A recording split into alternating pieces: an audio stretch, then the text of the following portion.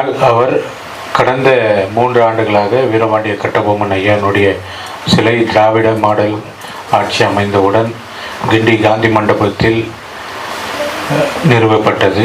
நமது முதலமைச்சரால், துணை முதலமைச்சரனுடைய வழிகாட்டுதலால் அந்த சிலைக்கு, ஐயாவினுடைய சிலை வீர வணக்க நாள் மற்றும் பிறந்த நாள் அன்று ஒரு விழா எடுத்து பாரம்பரிய கலைகளான சிலம்பம் மற்றும் கர்லா சுத்தும் நிகழ்ச்சி, ஆயுதங்கள், அந்த போர்க்காலத்தில் பயன்படுத்திய ஆயுதங்களினுடைய கண்காட்சி போன்றவற்றை நாங்கள் காட்சிப்படுத்தி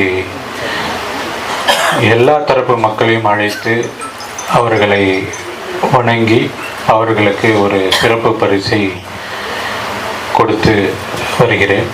அதை பாராட்டும் விதமாகத்தான் இதை நான் செய்கிறேன் என்றார்.